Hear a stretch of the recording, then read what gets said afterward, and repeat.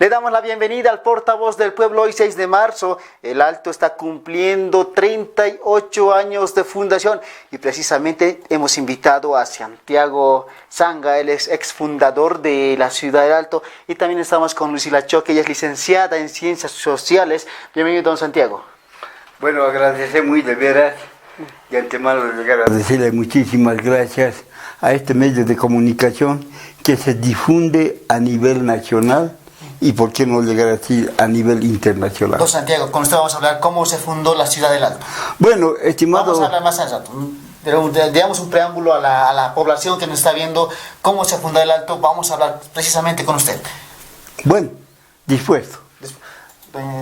Licenciada, vamos a hablar con usted, vamos a analizar cómo es el comportamiento de la sociedad, cómo se formó la ciudad del Alto, los antecedentes que tiene esta ciudad, que es muy importante. La ciudad del Alto es una ciudad joven, una ciudad que tiene 38 años de fundación, pero una ciudad con mucha historia.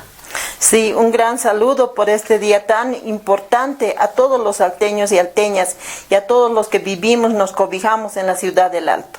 Bueno, vamos a entrar en materia, vamos a conocer un poquito más a Santiago Zanga. Él es ex dirigente y ex fundador de la ciudad del Alto. Él prácticamente era ex secretario de actas en la fundación de la ciudad del Alto. Le invito a ver la siguiente nota. Yo con mis otros compañeros hemos sido elegidos y posesionados el 4 de agosto de 1984. ¿No? A partir de esa fecha hicimos los trámites ya en la Cámara de Diputados hasta que un 6 de marzo de 1985 el doctor Julio García León, presidente de la Cámara de Diputados, nos entrega esta ley. Esta ley nos entrega. Entonces esa ley lo trajimos aquí al Alto y luego, una vez tenido, lo entregamos a manos del último subalcalde de La Paz, del Alto de La Paz que teníamos, el señor Juan Polo Manguiña, ¿no? Se lo entregamos la ley. Y a los un año, ya se convoca mediante la presidencia de la República, se convoca a elecciones municipales a nivel nacional. ¿Quién era el primer alcalde de la ciudad del Alto? Le cuento, para entonces era un vecino, no es un vecino del Alto, sino la política les ha llegado a hacer. Muchos han venido gentes ajenas. Y esa vez el MIR, ADN, el MNR y otros han llegado a candidatear para llegar a ser alcalde. Pero ¿quién ha llegado a salir alcalde municipal elegido por el pueblo alteño? El Lucho Vázquez. Lucho Vázquez Uría, él es el primer alcalde municipal del Alto de La Paz, que era en representación del MIR, ¿no? Él se presentó a nombre del MIR y él llegó a salir a nombre del MIR. Y no era alteño, no vivía en el Alto, ¿no? En 1984, ¿cómo era la ciudad del Alto? Bueno, prácticamente es pues algo triste, hermano, llegar a hablarles del año 1984 para abajo. Era todo desolado. Donde estamos ahorita era una pampa, un río. No había ni ambiente, ni casas, nada. Detrás del aeropuerto, del alambrado, ese camino a Viecha, eso era peor, pampa. ¿Ah? Pampa. Alto Lima nomás había, poco, pero Alto Lima, 16 de julio, Mariscal José Valdián, La Ceja del Alto, Villa Dolores, 12 de octubre. Satélite no había, ciudad satélite. Saludos inmensos a la ciudad del Alto de La Paz, de parte de un miembro más que hemos llegado a ser gestores y autores de la ley 728 del 6 de marzo de 1985. Felicidades, hermanos lindos, alteños, en este 38 aniversario.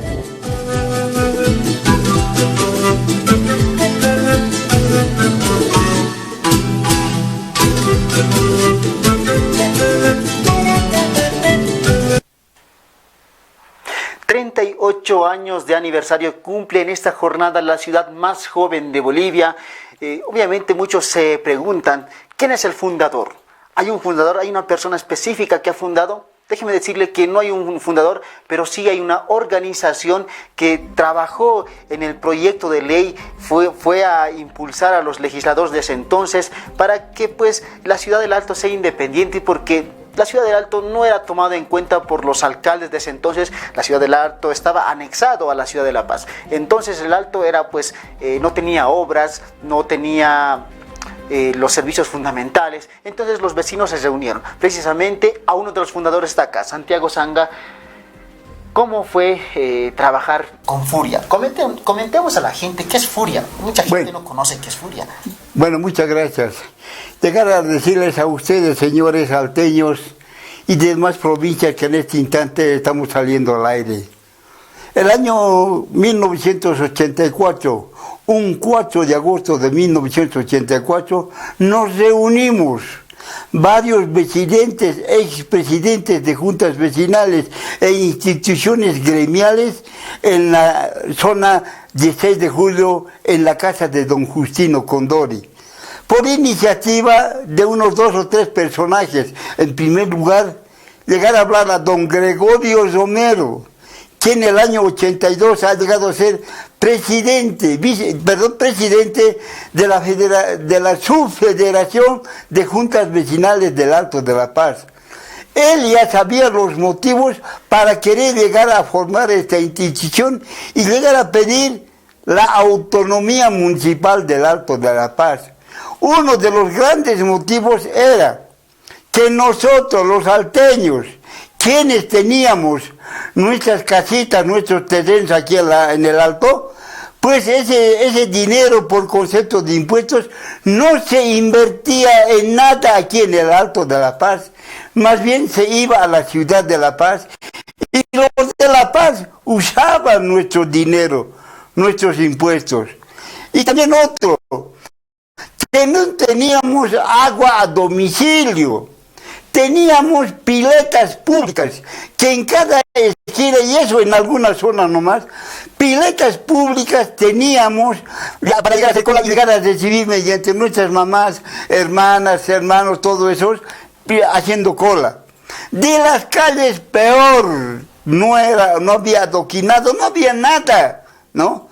Y lo más peor es los baños higiénicos, con el respeto de todos ustedes. No teníamos baños higiénicos ni a domicilio ni en ese. Usábamos los terrenos abandonados, casas abandonadas usábamos en ese tiempo. Entonces eso era la molestia de todos nosotros. Y peor todavía, en ese tiempo el alcalde municipal del de La Paz nos mandaba uno al dedo a sus amigos, compañeros del partido, un subalcalde nos van, como por decir, Moisés, andate al Alto, vas a ser subalcalde. Y se venían aquí, ¿no? Y en la primera alcaldía funcionaba en la pasarela del arquitecto, en ese puente. En plena esquinita se llamaba Hotel Potosí o Alojamiento Potosí. De un piso. Ahí funcionaba la primera subalcaldía municipal del Alto de La Paz. Y con el tiempo ya, nosotros al llegar a organizarnos, ya hacemos todos los trámites necesarios en la Cámara de... Bueno, primero nos vamos a la Alcaldía Municipal de La Paz, para llegar a pedir deslindarnos de ellos. No nos han querido escuchar. ¿Se fue luego legislativo? Después nos fuimos a la prefectura, no hoy gobernación, ¿no? A la prefectura. También en la prefectura no nos hacían caso, no querían escuchar nada de nosotros. Algo así, estando nosotros, buscamos un abogado que sepa sobre esto. Entonces aparece el doctor Jaime Vilela, ¿no? El doctor Jaime Vilela aparece en la Plaza Murillo, había sido un amigo de nosotros también, nos presenta, y el doctor Jaime Vilela dice, como no, lo haremos, ya. Han ido a la alcaldía, han ido a la gobernación, no les ha hecho caso nada. Pues mandaremos notas al Parlamento Nacional, pidiendo la creación de la 4ª sección de la provincia Murillo. Julio Garret Aguillón fue el presidente del Senado en ese entonces, quien les otorgó la fundación del Alto. Exacto. Esto es un trámite largo. Exacto, no dio esa idea. Después de agosto, septiembre, octubre ya mandamos la nota al Parlamento Nacional. Y en el Parlamento Nacional nos reciben, ¿no? Nos reciben. Pero no es de la noche a la mañana. Nos ha costado tiempo para llegar a Jeringales. Hemos ido a la Plaza Murillo, en la Plaza Murillo peleábamos, y muchos de nosotros, mis compañeros, bajábamos allí a la Plaza Murillo con nuestros medios, ¿no? Camioncitos había, colectivos había, en eso, esa vez minibús no había, ¿no? Bajamos con nuestros medios, sabemos estar, y comidita, sabemos llevarnos hasta fiambre. En la Plaza Murillo sabemos servirnos, sabemos comer. 2, 3, 4 días sabemos estar en la semana. Ya hasta que 3 de marzo de 1985, la Cámara de Diputados, en este caso el doctor Julio Gallo Tallón, mediante una nota nos invita a los integrantes de Furia a la decisión de nuestra nota o nuestro oficio que habíamos mandado a la Cámara de Diputados. En este instante, cuando entramos, nos hace parar y sentar ahí en los palcos de arriba. Y los diputados, senadores, ahí abajo, se sientan y están. Y el doctor Julio Gallo Tallón dice: señores diputados y senadores, tenemos una nota, aquí el doctor Gallo, tenemos una nota de los vecinos del Alto, donde nos están pidiendo y quiere que la autoricemos para que se crea la 4ª sección de la provincia Murillo en el Alto. Los señores diputados y senadores que están de acuerdo de esta nota, sírvanse a levantar la mano. Y mira qué era la emoción. Han levantado casi todos los diputados, senadores han levantado la mano. Y ese instante ya lleva la emoción era grande, porque se ha aprobado nuestra nota que hemos mandado, ¿no? Se ha aprobado. Y al mismo tiempo dice el señor senador, los señores diputados, senadores, que no están de acuerdo para que esta nota no se apruebe, sírvanse a levantar la mano.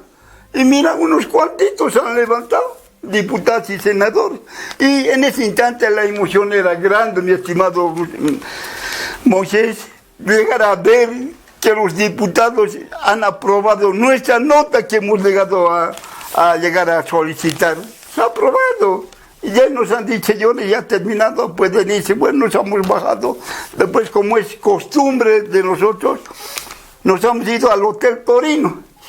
Y en el Hotel Torino nos hemos hallado, pero sin llegar a tener el documento. Solamente se ha aprobado, nada más. Ya, a los 2, 3 días, nos manda otra nota.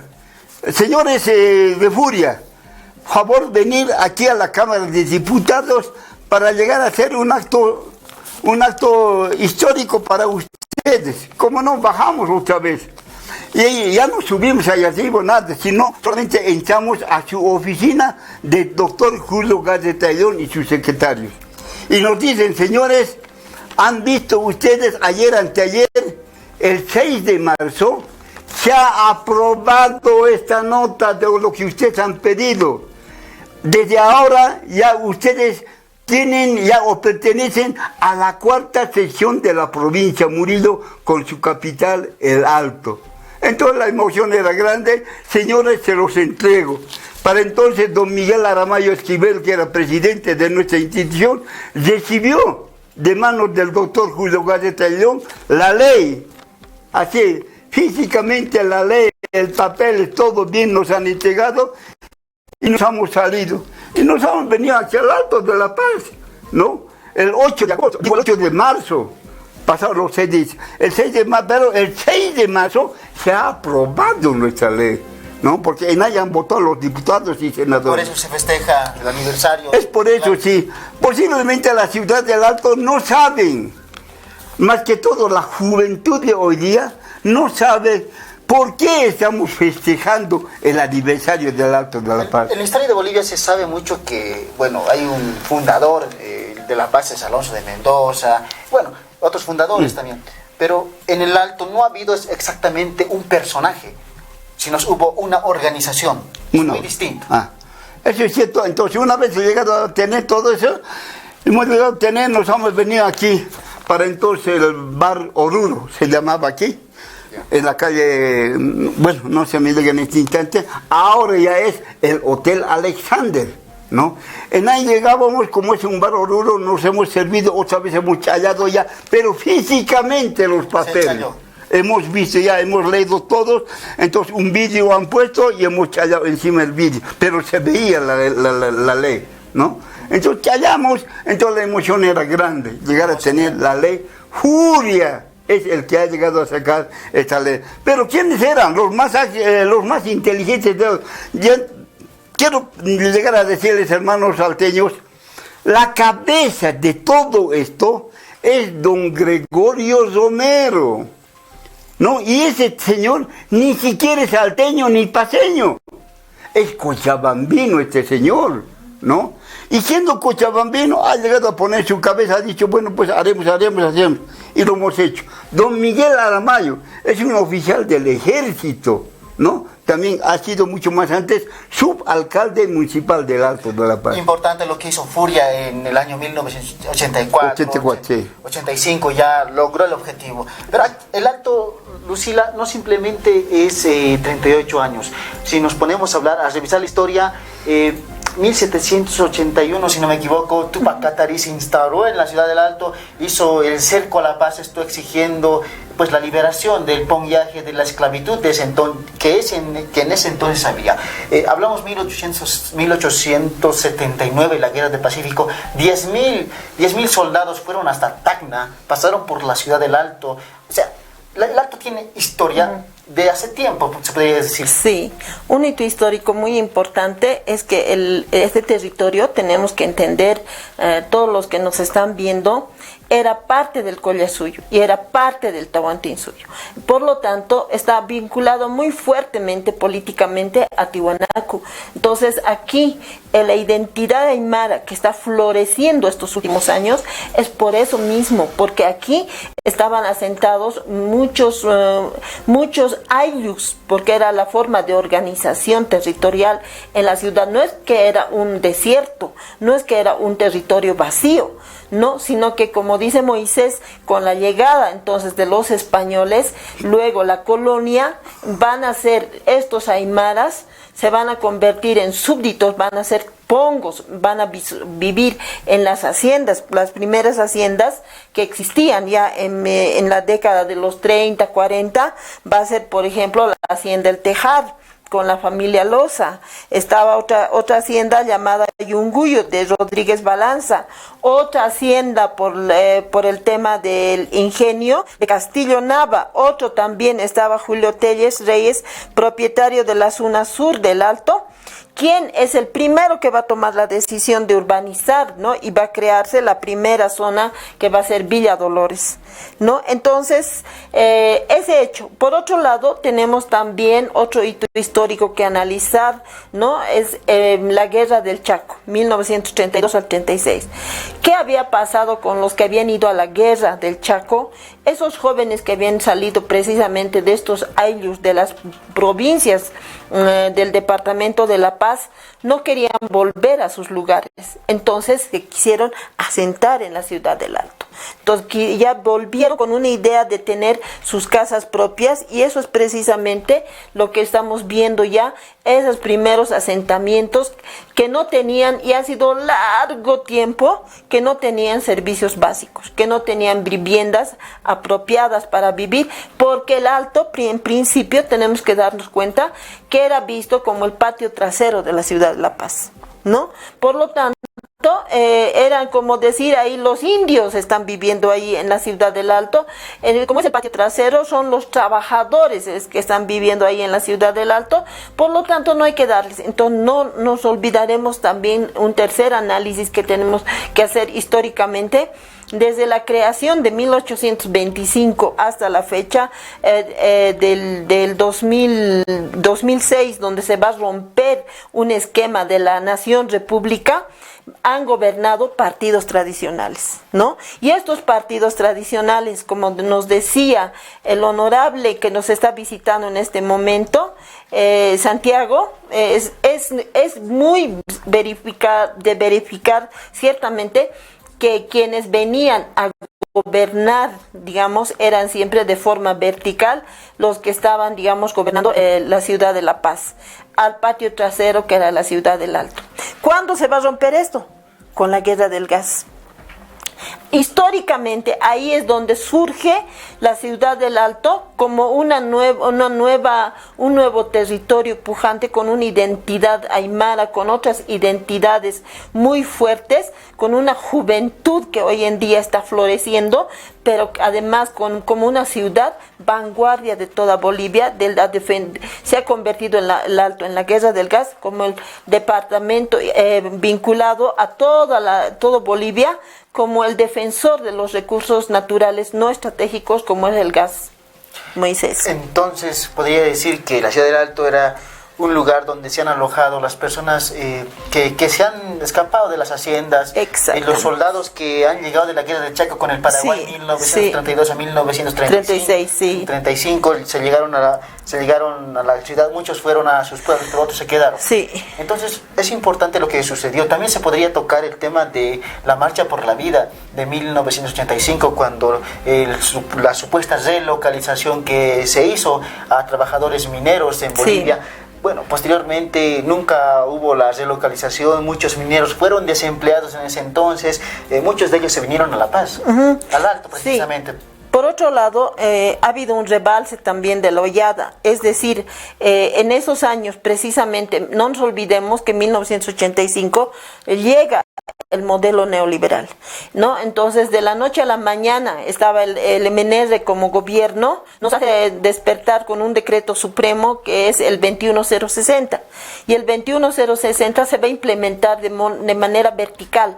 ¿Y qué era? Trajo las denominadas tres leyes malditas. La ley de participación popular, por un lado, que digamos enamoró a todos los pobladores, porque les dijeron: vas a recibir a tu platita como habitante, como zona, como junta vecinal, y vas a hacer tus obras, y la gente se alegró.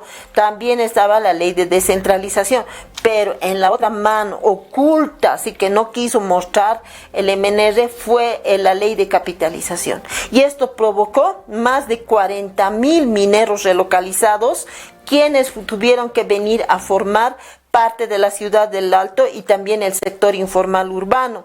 ¿Por qué? Pues ahora tenemos Santiago I, Santiago II, y esa forma de organización sindical, ese trabajo, esa mirada política de los mineros, ex mineros, eso convirtió también a la ciudad del Alto en lo que es hoy en día, esa potencia que tienen los ciudadanos, ahora que ya son padres, deben ser abuelos, como el señor Santiago que nos está visitando, pero que han dejado pues huellas, han dejado fuerte, y esta forma, digamos, de erigir esa gran ciudad que es la ciudad del Alto, que ahora tiene más de 1 millón de habitantes, debe ser, y es la segunda ciudad más poblada de toda Bolivia.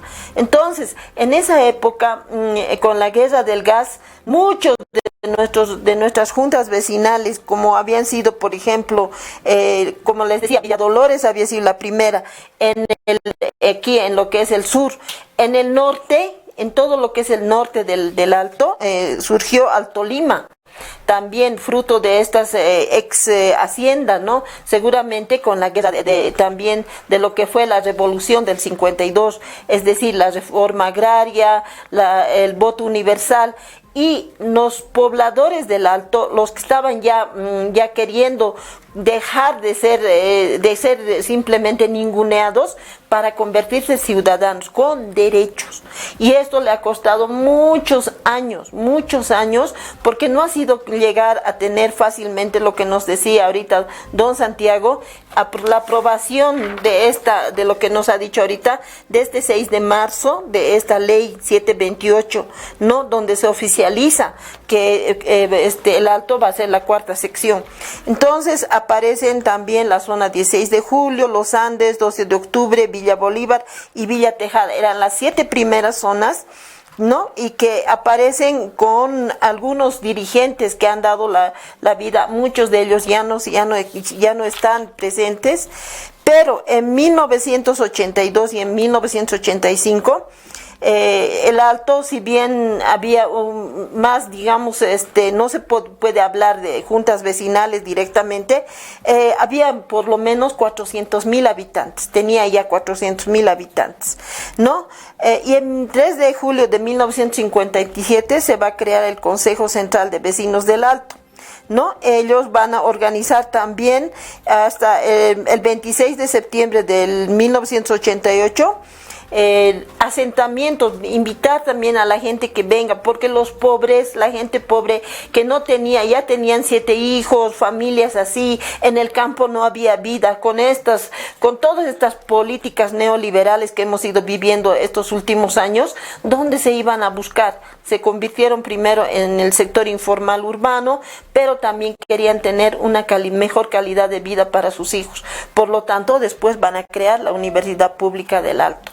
Lucy, lo importante, los detalles que nos has lanzado, que la juventud hoy en día casi no conoce. Es importante saber historia, porque un pueblo que no conoce su historia está condenado a repetirla. Se habla mucho de esa frase. Sí. Bueno, don Santiago, usted también ha sido uno de los artífices de la creación de la Universidad Pública del Alto, no simplemente de la fundación del Alto, sino de la universidad. ¿Esto por qué? Esto se hizo porque los jóvenes que, como bien decía Lucila, que venían de las provincias, los discriminaban en la ciudad. Y bueno, el pensamiento del padre de familia de ese entonces era que mi hijo que estudie, que no sea como yo. Entonces creemos la universidad. Inicialmente los predios de la UPA, que actualmente está ubicada en Villa Esperanza, era pues el UTLA, ¿no? O sea, querían que esta universidad simplemente sea a nivel técnico, que los estudiantes de ahí simplemente sean trabajadores y no sean licenciados. ¿Cómo fue la lucha?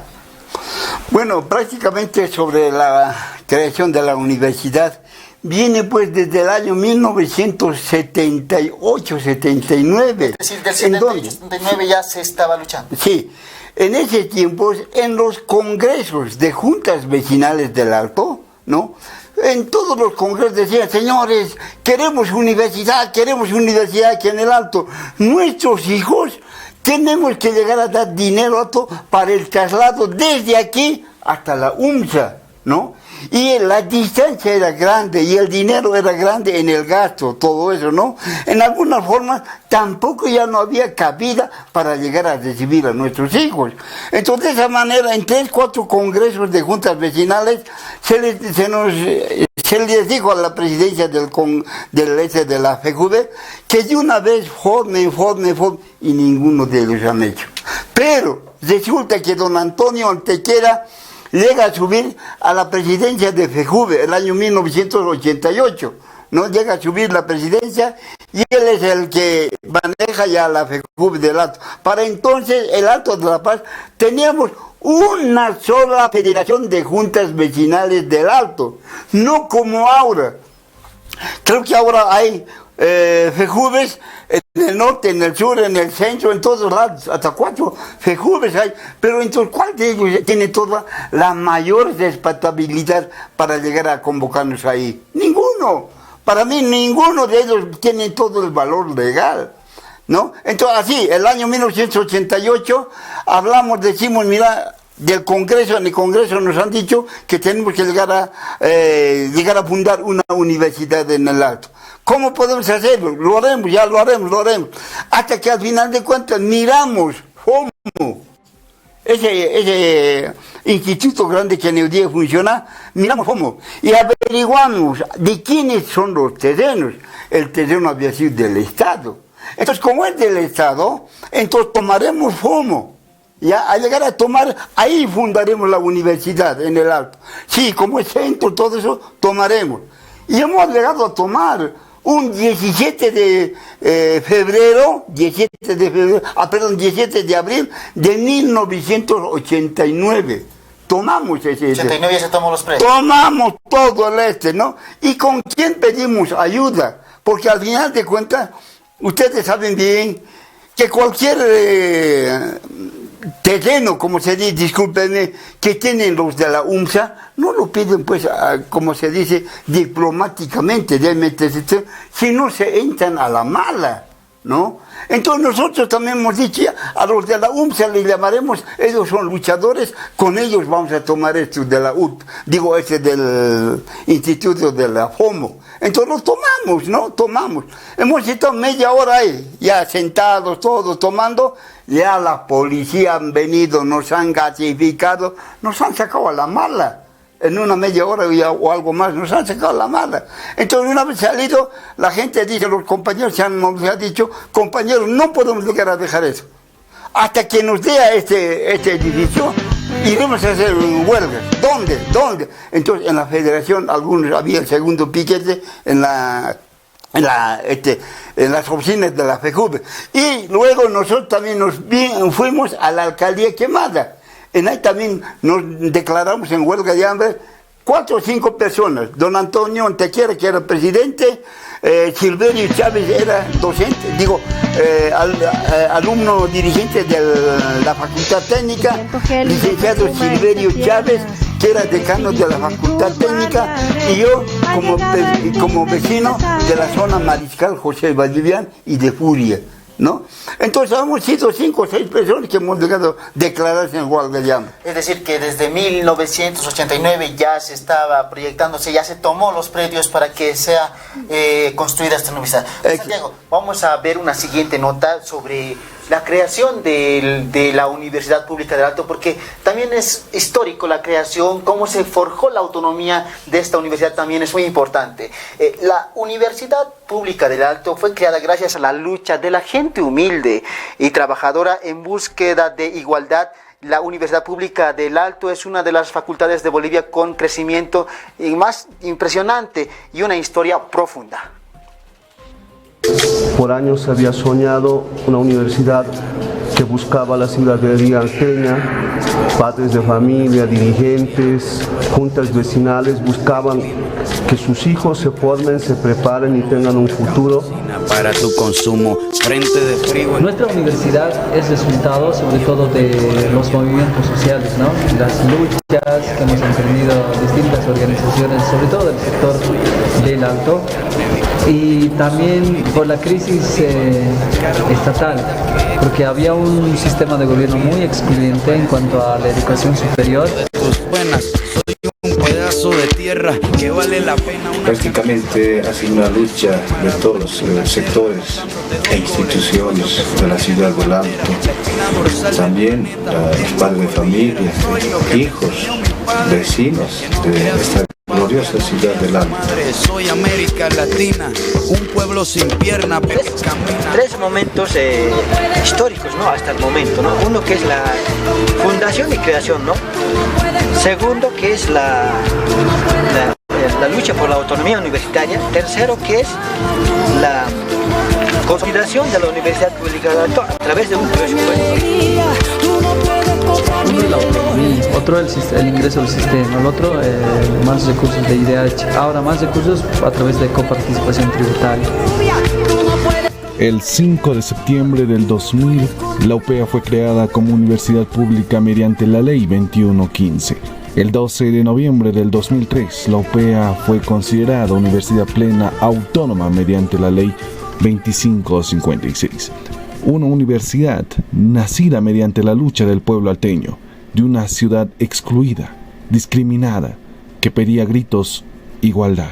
Universidad que por años se había soñado, una universidad que buscaba la ciudadanía alteña, padres de familia, dirigentes, juntas vecinales buscaban que sus hijos se formen, se preparen y tengan un futuro.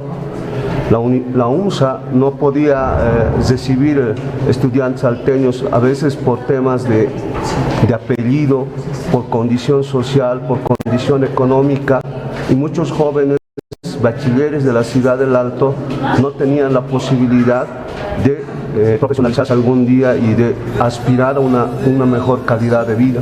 Una lucha liderada por los mismos estudiantes, jóvenes que soñaban un futuro mejor, una vida alejada de la discriminación y la pobreza. Una universidad que abrió las puertas a todo aquel que anhelaba ser un gran profesional.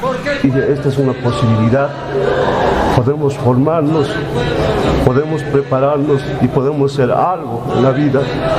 Me inscribí, como muchos de ellos soñamos, que un día podemos tener algo de conocimiento y que jamás nuestro pueblo nos siga oprimiendo, porque nos dábamos cuenta que el poder político era el que atacaba a la ciudad del Alto, desmerecía a esta ciudad pobre, a esta ciudad de migrantes, de campesinos, de mineros. Y por eso nosotros dijimos, tenemos que estudiar, tenemos que lograr que la Universidad del Alto se cree. Una casa superior de estudios que empezó totalmente de cero, pero jamás se dejó, y esta empezó a crecer. Era un lugar, un elefante blanco, no había luz, no había agua, no había ni un solo banco, nadie, ni un portero que cuide el lugar. Tuvimos la decisión firme de tomar este espacio y de convertirlo en nuestra universidad. Esta casa de estudios continuó creciendo y en pleno 2023 es una de las universidades con un mayor crecimiento exponencial, convirtiéndose así en un orgullo para la ciudad del Alto.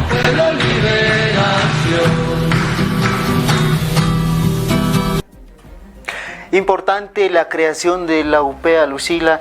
Ahí nos comentaba el testimonio de un estudiante de ese entonces, decía, nosotros también queremos ser profesionales y no queremos tener un estudio a nivel técnico. Es precisamente por eso, Moisés, la Universidad Pública del Alto en primera instancia, cuando fue UTLA, se creó solamente bajo, digamos, ¿cómo se podría decir?, de dependencia de la UMSA, y querían que sea solo técnica. ¿Por qué? Porque pensaban que todas estas personas que estaban conviviendo, ya tenían sus juntas vecinales, se estaban organizando en la ciudad del Alto para buscar sus propios derechos como ciudadanos y para sus hijos, no pensaban que también estos chicos solamente podíamos ser técnicos. Sin embargo, la mirada desde los aymaras, la mirada desde esas nuevas generaciones, de esa juventud, no querían eso, querían licenciatura. Por lo tanto, para que la Universidad Pública del Alto sea autónoma, entonces muchos de nuestros dirigentes, que como está don Santiago ahorita en este momento, aportaron, ¿no? Periodistas, estaban muchos de ellos, quienes aportaron, ¿para qué? Para que la universidad se consiga como una universidad autónoma con pleno derecho para sacar profesionales en todos los niveles. Ahora, muy bien, ¿cómo fue la primera vez?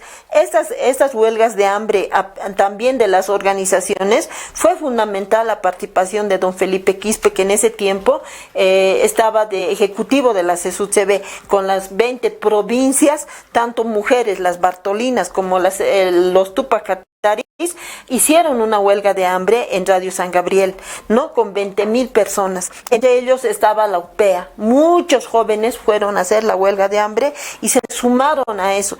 Para eso luego apareció y también se fundó. En ese mismo tiempo, en el 2003, aparece la Guerra del Gas, Moisés. En la Guerra del Gas, entonces, la participación de la UPEA fue fundamental porque se convirtió en un movimiento universitario juvenil, fuerte, tanto de docentes y de estudiantes, que hemos participado. Luego nos replegamos a nuestras juntas vecinales.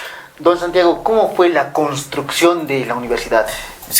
Muchos se dicen que las juntas vecinales se organizaron para colocar ladrillo por ladrillo y así construir una universidad para que sus hijos puedan estudiar. Bueno, prácticamente en ese tiempo, don Pascual Alave era parte también de esta institución de la Federación de Juntas Vecinales del Alto, a la cabeza de don Antonio Antequera.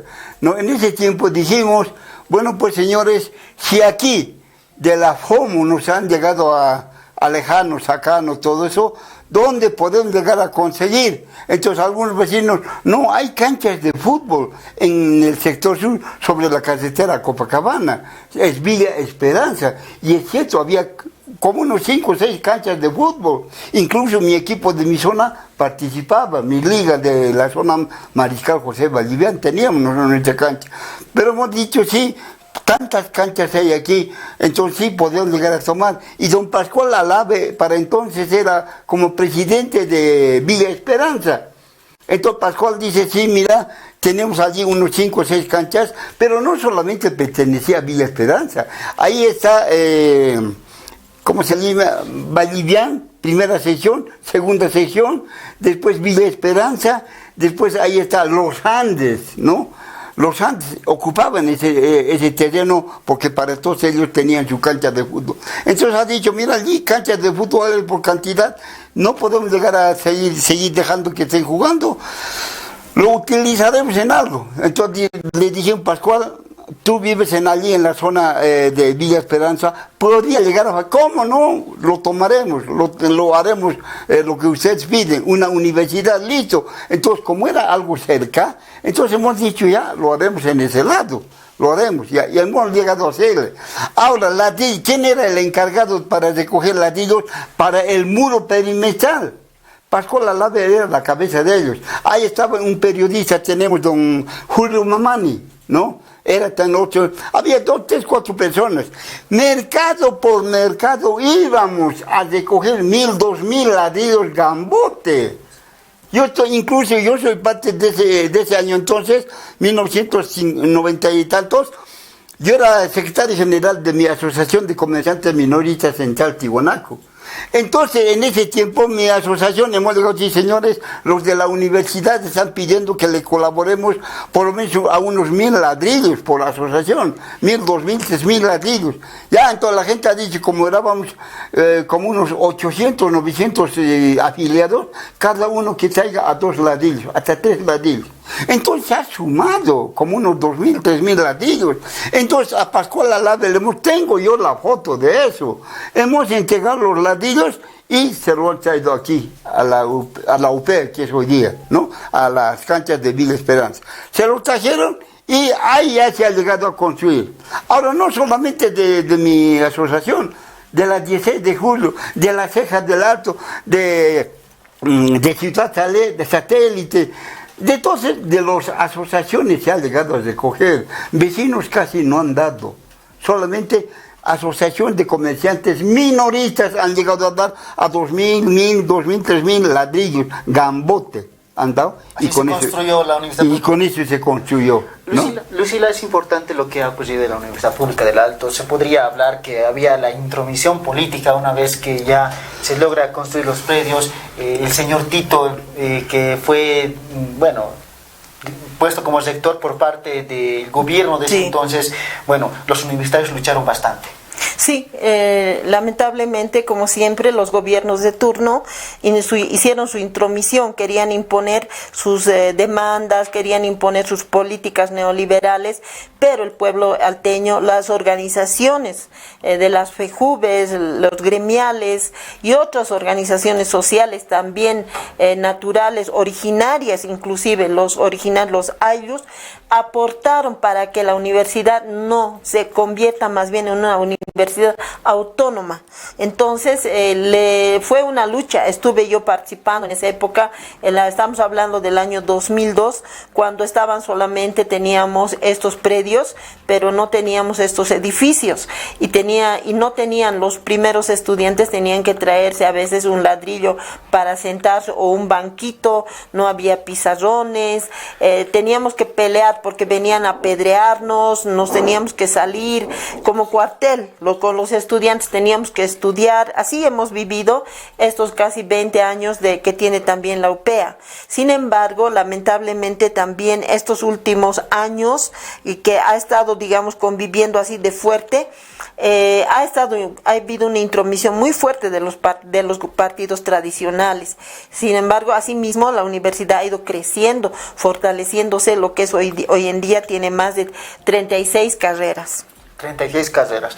Es importante la universidad en el año 2000, cuando los estudiantes han luchado por la autonomía. Bueno, no se logró, pero esa organización que tuvo la Universidad Pública del Alto de los estudiantes me refiero a los estudiantes, es importante lo que pasó en el año 2003. Es muy importante porque con ese nivel ya de organización, porque los jóvenes estudiantes de ese entonces se organizaban, luchaban, ellos incluso se sentían orgullosos de que les llegue un balín. Sí. Se sentían, era un premio para un estudiante que estaba yendo a luchar para pedir la autonomía, que le llegue un balín, era muy importante, muy interesante para él era como un premio.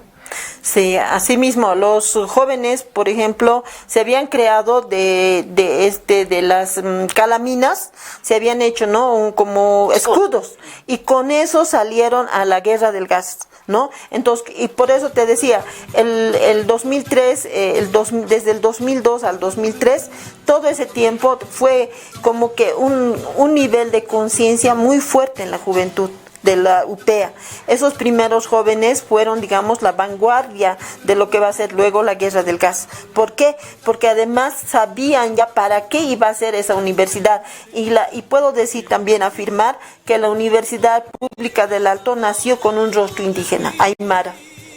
Bueno, vamos a mostrarles una nota que hemos realizado referido al año 2003 sobre la guerra del gas, donde el pueblo alteño, ese pueblo aymara, ese pueblo migrante, ese pueblo relocalizado de 1985 salió a luchar por el gas. Esto, bueno, los universitarios salieron a concientizar a las personas porque muchas personas no sabían qué estaba ocurriendo, pero la organización que tuvo la UPEA fue importante, la socialización que tuvo. Les invito a ver la siguiente nota referido a la guerra del gas en el año 2003.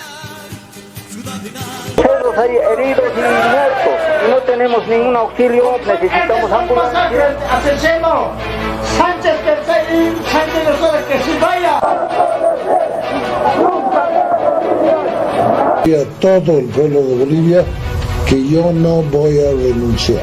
A 20 años de la guerra del gas en Bolivia, la misma fue una muestra de valor y rebeldía del pueblo. La guerra inicia al momento en que Gonzalo Sánchez de Lozada, presidente en ese momento, decide exportar a Estados Unidos la venta de gas por puertos chilenos. La población boliviana protesta e indica que la exportación sea por puertos peruanos.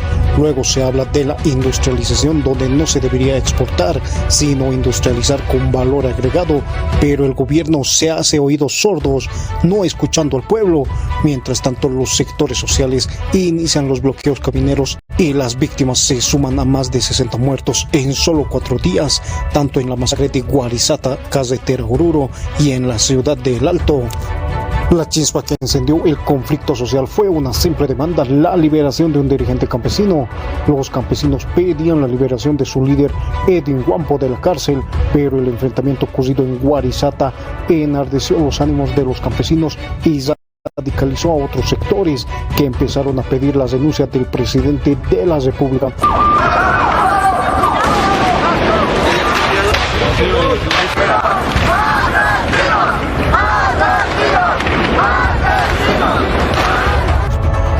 Recordemos que el inicio del conflicto se dio el 15 de septiembre de 2003, donde campesinos de la zona Lago Titicaca bloquearon las carreteras en contra de la exportación de gas natural por Chile y para que se ponga en marcha un plan de desarrollo rural. Ya entrando el 20 de septiembre se produjo un enfrentamiento entre las fuerzas del orden y los campesinos, concluyendo con la muerte de un soldado y 4 civiles en Guarizata. Ante ello, la Central Obrera Boliviana convoca una huelga para exigir la dimisión del presidente Gonzalo Sánchez de Lozada y contra la exportación del gas el 25 de septiembre. Ya entrando por la noche al 26 de septiembre, el movimiento al socialismo se une a la protesta y el 28 llegan a La Paz cerca de 200 viajeros que llevaban 2 semanas detenidos en el altiplano después de la intervención de las fuerzas del orden en el bloqueo de camino. El 29 de septiembre comienza la huelga general indefinida. Ya para el 30 de septiembre miles de personas participan en La Paz en una manifestación contra la exportación de gas por Chile. Entrando al 3 de octubre, cocaleros también se sumaron a las protestas, pero no paralizan la carretera debido a la fuerte presencia militar. Pasando 5 días en el Alto, el 8 de octubre comienza un paro cívico indefinido. Ya para el 9 de octubre en el Alto también 2 personas mueren y 16 resultan heridas en enfrentamientos entre la policía y el ejército contra los ciudadanos salteños. Se los tratan a ti, quieren matar como ovejas. ¿Qué pierde de mis hijos? Tengo hijos, él me mantenía. 3 días después, pese a que las movilizaciones y manifestaciones eran pacíficas, el gobierno ordena la militarización de la urbe alteña, amparados en el decreto supremo 27209. El 12 de octubre, nuevos enfrentamientos se registraron entre la policía y el ejército contra los ciudadanos, dejando cerca de 19 muertos. Fue el día más cruento, conocido como el paso del convoy de la muerte. Al día siguiente, el gobierno encabezado por Gonzalo Sánchez de Lozada decreta que no se venderá el gas natural al exterior hasta que no se realice una consulta con la población. Pero debido a las muertes y la represión indiscriminada, la huelga continúa, esta vez pidiendo su renuncia. Los enfrentamientos ese día dejan el saldo de 14 muertos y el vicepresidente Carlos Mesa retiró su apoyo al presidente y el ministro de Desarrollo Económico Jorge Torres renunció. Expresarle al país, en consecuencia, que no puedo seguir apoyando una situación como la que estamos viviendo. Ya en el 14 de octubre, la Organización de Estados Americanos da su apoyo a Gonzalo Sánchez de Lozada. Tras este apoyo, al día siguiente, otros 2 mineros mueren en Patacamaya en enfrentamientos con las fuerzas del orden. Un grupo de intelectuales se declara en huelga solicitando la renuncia del presidente. Entrando al 16 de octubre, Sánchez de Lozada ofrece realizar un referéndum para el gas y el llamado a una asamblea constituyente, pero dice que no renunciará, lo cual provocó que las protestas continúen y se acrecenten. Tras radicalizarse las movilizaciones, el 17 de octubre se hace público la renuncia del ministro de Informaciones de Sánchez de Lozada y se conoce que dentro del seno del MNR existen discrepancias sobre la continuidad de Goni en la presidencia. En ese momento, las huelgas de hambre se hacen masivas en Bolivia y Manfred Reyes Villa deja la coalición de gobierno y todos sus ministros. No podemos remar contra la corriente, es decir, contra todo un pueblo que está pidiendo su renuncia. Le venía a decir que debe renunciar. En horas de la tarde se conoce que Gonzalo Sánchez de Lozada sale de la residencia presidencial para abandonar el país en un helicóptero, dejando una nota de renuncia para que sea considerada en el Congreso. Horas después se acepta la salida del ex primer mandatario y el Congreso Nacional posesiona a Carlos Mesa como flamante presidente de la República de Bolivia. Ese día en todo el país hay un ambiente de paz después de la vivencia de una tragedia. El honorable Congreso Nacional resuelve aceptar la renuncia a la presidencia constitucional de la República presentada por el ciudadano Gonzalo Sánchez de Lozada. Mi compromiso es ni olvido ni venganza, justicia. Luego de varios años, el 2018, el expresidente Carlos Mesa se negó a ser testigo de cargo en el juicio instalado por una corte de Estados Unidos contra Gonzalo Sánchez de Lozada y Sánchez Berzaín. Las víctimas de Octubre Negro en 2017 y 2018 solicitaron a Mesa que atestigue a su favor, pero nunca respondió y mandó un memorial a la Corte Federal excusándose. Ese mismo año, un jurado en Florida dicta que Gonzalo Sánchez de Lozada debe indemnizar $10 millones a las familias afectadas por las masacres de 2003, porque se habría hallado responsables a los exgobernantes bolivianos en el marco de la Ley de Protección a las Víctimas de la Tortura, pero fue anulada por el juez James Cole, quien condujo ese proceso arguyendo supuesta falta de pruebas, lo que derivó en un largo ciclo de apelaciones. 3 años después, en 2021, un juez estadounidense ratificó la sentencia que obliga al expresidente Sánchez de Lozada a pagar una indemnización de $10 millones por las masacres ocurridas en 2003.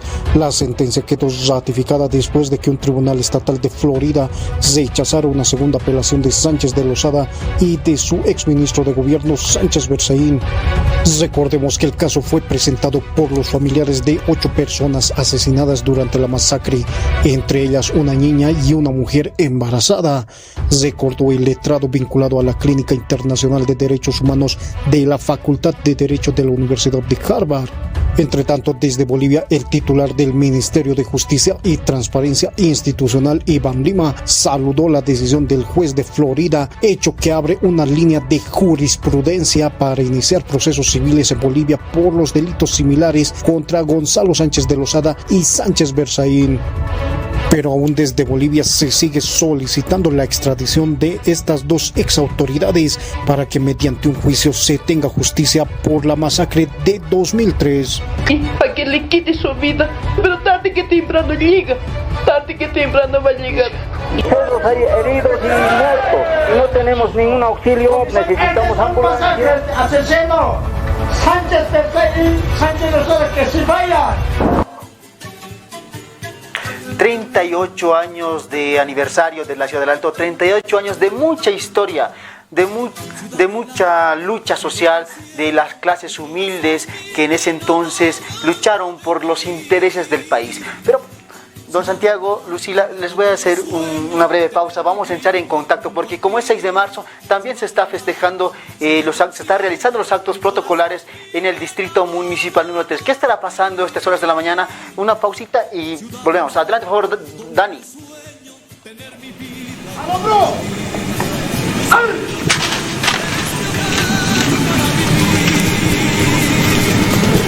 Muy buenos días a quienes están en la sintonía de CEO TV, el portavoz del pueblo. En este momento nos encontramos en la Plaza de la Cruz, en donde ya está iniciando los actos protocolares en honor a la Ciudad del Alto.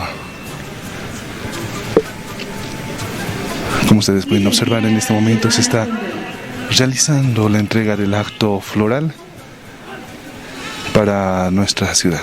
¡Atención, presente!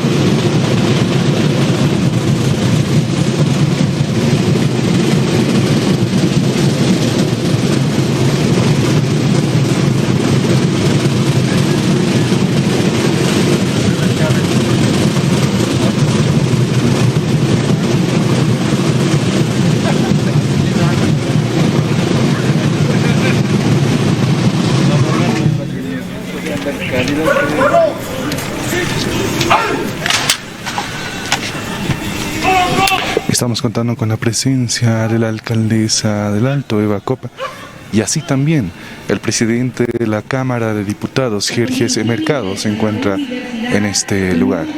Reiteramos, inició la sesión, en este caso en honor a la Ciudad del Alto, el acto floral.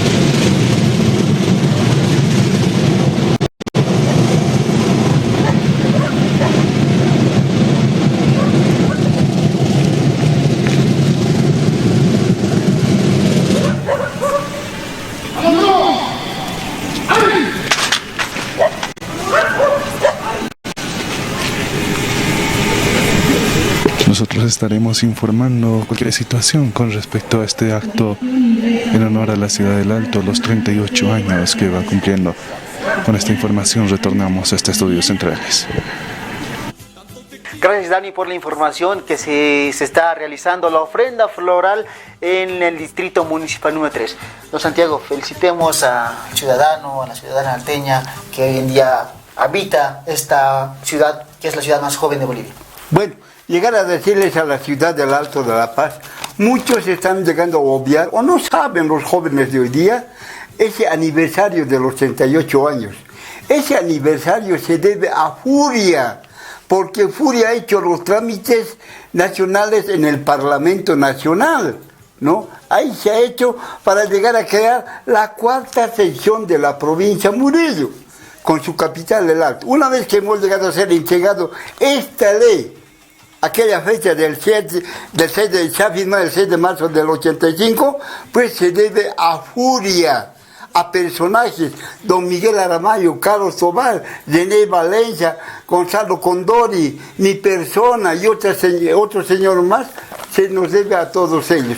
Llegar a decirles, hermanos salteños, jóvenes y señoritas salteñas, felicidades en este 38 aniversario en la creación de la creación de la ley 728 del 6 de marzo de 1985. Don Santiago, esto nos va a despedir. Vamos a seguir hablando sobre los hechos de 2003 y vamos a actualizar un poco la información, cómo se encuentra ahora la ciudad del Alto. Lucila, una felicitación a ese ciudadano, ese migrante de las 20 provincias que nos hemos instalado en la ciudad del Alto y hemos luchado bastante por el país. Yo quiero felicitar a los ancestros primero, a esos abuelos que están también aquí en la ciudad del Alto. No nos olvidaremos del Huayna Potosí, el Tata Huayna Potosí. Está también el Illimani, está el Mururata, quienes nos cuidan en el Alto. Y esta ciudad del Alto, ahorita en nuestra sangre está corriendo la sangre aymara. Y hay lugares donde también se tiene que hacer, yo creo que tenemos que también lograr hacer que se recomponga, ¿no?, nuestra felicitación. En lugares como ahorita donde está el Señor de la Cruz, en todo lo que es donde están los yatiris, ahí está enterrado el corazón de Tupac Katari. También esos lugares serían importantes visitarlos. Están en cada uno de estos distritos, de 14 distritos, en cada uno de ellos muchos familiares que han dejado también en la guerra del gas, han ofrendado su vida. La ciudad del Alto no ha sido una ciudad que ha nacido o ha caído del cielo, sino ha sido más bien una transición de lo que es la mirada occidental a lo fuerte que está ahora. Cada uno de estos es un orgullo. En la ciudad del Alto, el alteño es visto a nivel mundial como un hombre y una mujer luchadora, un guerrero, una vanguardia, y eso felicitar a cada uno de los alteños, niños, niñas, ancianos, ancianas, adultos, adultas, quienes viven y cada día están haciendo crecer sus zonas con una mirada colectiva. Eso es algo muy hermoso y que sigue manteniendo esa identidad en la ciudad del Alto. Muchas felicidades, este 38 aniversario. ¡Jayaya! Jayaya del Alto. Entonces volvamos a hablar, don Santiago, sobre la guerra del gas 2003. ¿Cuál fue su participación? ¿Dónde estuvo usted en el año 2003 cuando el gobierno del MNR de Gonzalo Sánchez de Lozada pretendía vender el gas a Chile y a Estados Unidos, exportarlo a ese país? Bueno, prácticamente en ese tiempo yo vivía aquí en la zona Mariscal José Vallivian, ¿no? Al 83. Ha llegado a aparecer la guerra, todo eso, pero mi cuestión de trabajo no ha llegado a ser posible llegar a estar en esos actos. Sinceramente, yo no estaba en acto, ¿no? Solamente como dirigente sí, les apoyaba mediante la Junta de Vecinos de mi zona Mariscal José Vallivian. ¿Cómo fue la organización? Bueno, la organización era todos aquellos personas, vecinos, más que todos los vecinos de la ciudad del Alto, de la zona Mariscal José Vallivian, tenemos que unirnos porque la pelea o la lucha era en esta carretera Copacabana, y de mi zona carretera no era más que unos 5 o 6 cuadras que nos alejábamos, ¿no? Entonces han sido partícipes también en ese tiempo para llegar a estar presentes en esos movimientos de la guerra del gas. Lucila, sí, muy importante. En esa época, bueno, comentarles algo, anécdotas históricas muy importantes. Yo estaba trabajando ese tiempo en el Centro de Promoción Gregoria Paza, con mujeres dirigentes de toda la ciudad del Alto. ¿Y qué estaba pasando? Sucede que cuando estaba en la guerra del gas ya instalada, estamos luchando, no olvidemos que este señor Berzaín mandó un helicóptero, ¿no?, para que todo el Alto comenzó a disparar. Mucha gente cayó herida.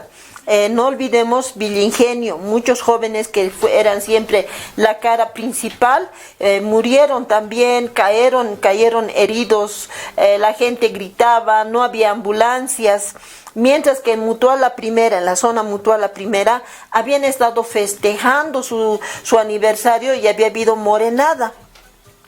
En la zona Brasil había una dirigente que yo en ese tiempo estaba trabajando con mujeres valientes de todo el Alto, una mujer llamada Lucila Mejía, Lucila Gabriel, no sé cómo era su otro apellido. Ella había ido a dar vueltas, dice, por todo en bicicleta, con otra persona, con otra mujer, para conseguir medicamentos, porque habían muchos heridos, no había medicamentos, todo el Alto estaba cercado. Las mujeres comenzaron a organizarse en las ollas comunes, las juntas vecinales salieron a hacer las ollas comunes. Me contaban, por ejemplo, que en el lado de Vallivian, todos esos lugares, los carniceros que guardaban, dice, en las tiendas las grasas, eso sacaban el chuño, cebolla, cosas secas. Que siempre los aymaras nunca les falta el chuño, es la papa deshidratada. Entonces eso puede durar hasta 20 años. Entonces con todo eso dice que han ido luchando y comiendo y salían. Tocaban, dice el puente para decir ya nos toca salir. Los adultos mayores se quedaban con los niños para cuidar las casas. Pero los jóvenes, luego las mujeres y los hombres salían todos a hacer como el cerco, como en 1781 lo hizo Tupac Katari y Bartolina Sisa, hicieron el cerco a todo lo que va a ser la San Francisco, todo lo que va a ser la Hollada. ¿Para qué? Para acercarle al Goni, que después fue el 17 de octubre del 2003. ¿Por qué? Pero pues no se fue pues solo así con las manos vacías, sino en grandes maletas, en bolsas, se llevó dinero, asaltó el Banco Central de Bolivia, no dejándonos con miles de deudas, hasta los nietos que todavía continuaban en mucha deuda. Pero ese fue el momento más importante, porque el Alto aglutinó a los mineros que llegaban, a las organizaciones originarias que llegaban de todo el país. Se quedaron muchas de esas organizaciones en la UPEA también, Moisés. Entonces ahí se organizó de muchas formas, y la organización comunal fue muy fuerte. Esa fue la importancia, el impacto de lo que fue la ciudad del Alto en la guerra del gas. Santiago, ¿algún recuerdo del año 2003, su vivencia? ¿Usted vio a personas fallecidas a causa de las balas del gobierno de ese entonces? Bueno, prácticamente llegar a decir mi verdad. Yo casi no he tomado acción en ese tiempo por cuestión de mi trabajo. Allá en ese tiempo yo estaba trabajando en Oruro también, ¿no? En el estadio Jesús Bermúdez de Oruro. Entonces, casi yo no lo he visto esta ayer. Un sábado llegué aquí a La Paz, cuando el puente de la pasarela que va a Copacabana, ya habían hecho caer, ¿no?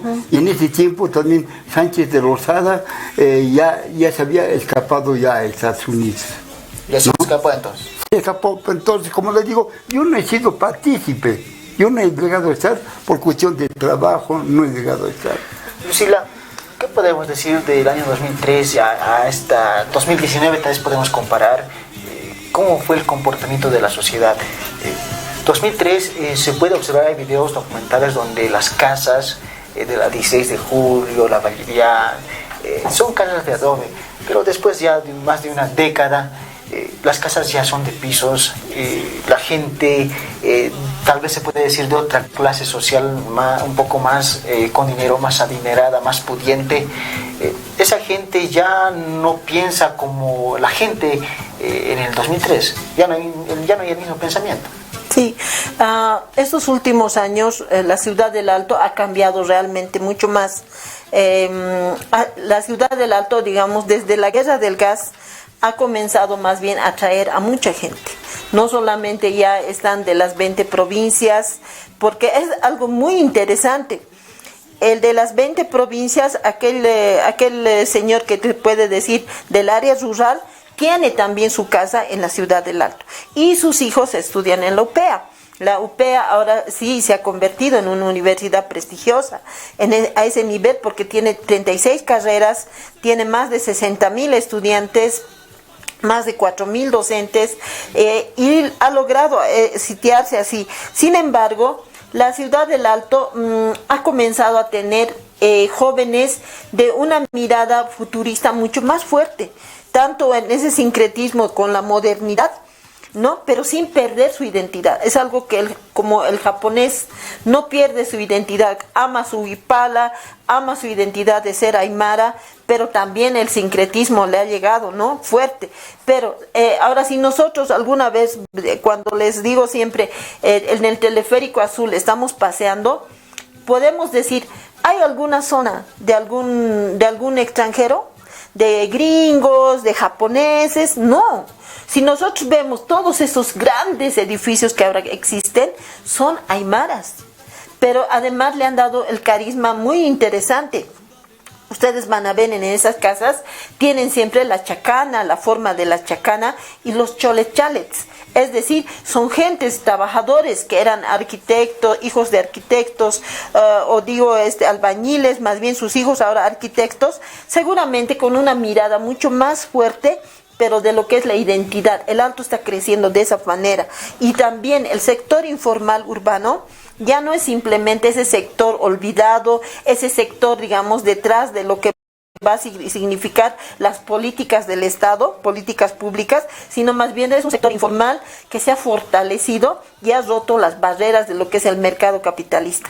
Porque el aymara ahora, el amiri aymara ahora ha crecido, tiene grandes edificios y le gusta tener además no solo prestigio, le gusta también lograr, yo puedo incluso imponer este nuevo concepto de ayllus urbanos. Es decir, el ayllu urbano son familias de parentescos, compadreríos que fortalecen la economía y una economía que ha impactado en el nuevo mercado internacional, porque ahora pueden visitar fácilmente lo que es la China, Chile, pueden estar en cualquier lugar, pero sin embargo, inclusive lo espiritual.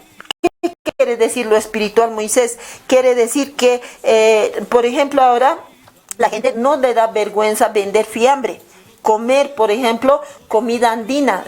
Para nosotros, tal vez nuestros propios abuelos o nuestros propios padres ha debido tener tal vez un poco de vergüenza antes vender quispiña o quinoa, qué sé yo, no ve esas comidas, mientras ahora eso es algo muy hermoso. En la feria 16 de julio, que es una feria la más grande de Latinoamérica, se vende de lo más normal, y todo podemos encontrar. Entonces ese sincretismo es muy fuerte en la ciudad del Alto.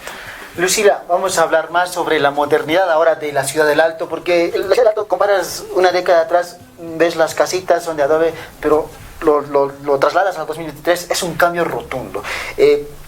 El Alto impuso famosos cholets, un arquitectónico andino, dejando la creatividad sin límites. Desde transformes hasta ovnis se proyectan en los edificios de la ciudad más joven de Bolivia.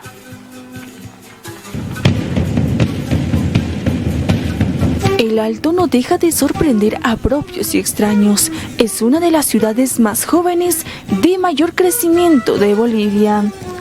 Está situado junto a la capital de La Paz y es famoso por un fenómeno arquitectónico andino, lográndose imponerse así los famosos cholets.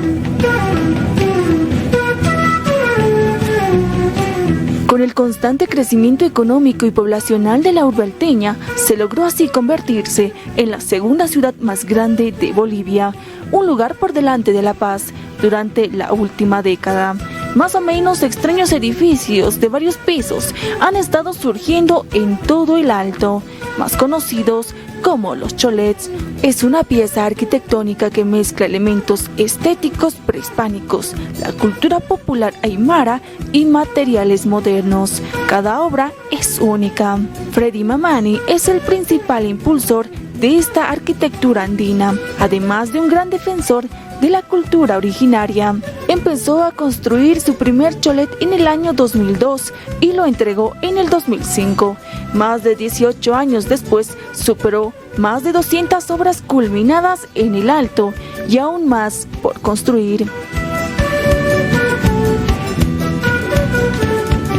La palabra cholet es un acrónico de una combinación de palabras chola, mujer andina, y chalet, mamani. Se inspiró en el sacerdote Sebastián Obermayer, cuyas iglesias usaban los colores andinos y tihuanacotas, como contrapeso a la suavidad de la arquitectura popular boliviana que se basaba en exteriores de ladrillos a la vista. Los diseños kitschá incorporan formas extrañas, marcos de ventanas que se encuentran en ángulos imposibles y fachadas que incluyen símbolos andinos. El interior de estos edificios se divide normalmente en 3 niveles. Las plantas bajas se destinan a locales comerciales. Los segundos pisos están reservados para eventos y los propietarios normalmente se ubican en los áticos de estas grandes construcciones. Hoy la demanda de los cholets se disparan en los últimos años y los atractivos más recientes es el Bumblebee, uno de los personajes más queridos de la película Transformer, y ahora adornan estas grandes edificaciones. Este robot fue fabricado por la empresa Mutante. Es un robot de más de 9 metros y con un peso de cerca de 1 tonelada y tiene una aplicación que emite la voz de Bumblebee. La obra fue finalizada por Marjorie Churata, hija del fallecido Santos Churata, quien dijo que por fin su sueño de su padre se había cumplido. Este nuevo atractivo en el Alto se encuentra en la avenida Final Castillo, zona Alto Lima. Además de traer a la vida personajes de Transformer o superhéroes, los cholets se caracterizan por tener colores y estructuras extravagantes, y hasta ahora la mayoría han sido vistos en la ciudad del Alto. Es así el caso de la construcción, que al menos tiene 14 pisos, de los cuales 4 están destinados para la cúspide en forma de barco. El edificio está ubicado en la zona Final Castillo de Alto Lima. El crucero de los Andes está a punto de zarpar a más de 4.000 metros sobre el nivel del mar. En cuanto a su interior, lleva salas de cultura, deporte y gastronomía. La creatividad no tiene límites si de construcción de cholet se habla. Es el claro ejemplo de un edificio cuya fachada se tiene incrustado un platillo volador, sorprendiendo así a la población. El mismo se encuentra cerca al Puente Bolivia. Estas grandes obras tienen un costo promedio de 100 a 200.000 dólares, dependiendo a la superficie construida y de lo que el propietario pida. Es imposible quererte más. El Alto seguirá creciendo, sorprendiendo con su hermosa gente, infraestructura, gastronomía y turismo. Es así que en sus 38 aniversarios rendimos un gran homenaje a la ciudad pujante de Bolivia. Estamos hablando con Santiago Zanga Pajarito. Él es un exdirigente del año 1984. Él fue testigo de la fundación del Alto. También estamos con Lucila. Ella es docente de la UPEA. Don Santiago, de 1985 usted era un joven aguerrido. Usted fue el impulsor de que se funde la ciudad del Alto. 2023. ¿Cómo ve el cambio de la ciudad del Alto? ¿Cómo ve esa gente que cambió de la 16 de julio? Antes eran casas de adobe, ahora ya no son casas con 3, 4, 5 pisos, son comerciantes, traen comercio de otros países extranjeros. ¿Cómo ves el cambio? Bueno, prácticamente en los años 80, cuando he sido dirigente de mi zona Mariscal José Valdivia, entonces hemos llegado a decir en varios congresos, hemos pedido al presidente para entonces del Congreso de que hagan los trámites para que el aeropuerto internacional del Alto de la Paz se traslade a otro lado. Porque en ese terreno semejante que tiene el aeropuerto, hemos pedido que se haga, que se construya una plaza inmensa, ¿no? Y después la alcaldía municipal del Alto de la Paz se construya en ese terreno y que se haga para llegar a marchar, desfilar, todo eso, que se haga una carretera como hay en Santa Cruz, ¿no? Una avenida grande para marchas y desfiles, todo eso, y que se construyan las casas. Porque mira, por culpa de ese aeropuerto, las casas están paradas así y no se, es decir, de pocos pisos, ¿no? Lo que queríamos saber es, igual que en la ciudad de La Paz, como hace rato decían, hay aymaras que tienen la plata, ¿no? Pueden llegar a hacer construir sus casas, no solamente de 2, 3 pisos, sino de 10, 15 pisos, porque tanto, al fin y al cabo ya llega a embellecer a la ciudad del Alto de La Paz. No, de lo que no han llegado a decir nada. En hoy día, como contrapeso, digo, en aquellos tiempos, antes, donde 85 hasta poco tiempo, la carretera a Viacha era directo hasta Viacha. En ese tiempo no había el alambrado del aeropuerto, lo que ahora hay, ¿no? Entonces, la carretera era amplia y era directito hasta Viacha se llegaba. Pero en hoy día sufrimos. Había un año o 2 años también que se ha llegado a abrirse ese camino. Y era tierra nomás. Y el alambrado se lo han roto, todo eso. Ha durado por lo menos 1 año o 2 años ha durado. Y después la han vuelto otra vez a enmallar con alambres, ¿no? Actualmente, ¿cómo ves la ciudad del Alto a comparación del año 1985? Bueno, prácticamente ha llegado a adelantar mucho. Más que todo, ahora la alcaldía del Alto está prohibiendo a los señores propietarios de domicilios de alrededor del aeropuerto la construcción de esas casas. Están prohibiendo. Cuando con esas construcciones se podía llegar a tener mejor el embellecimiento del Alto de La Paz.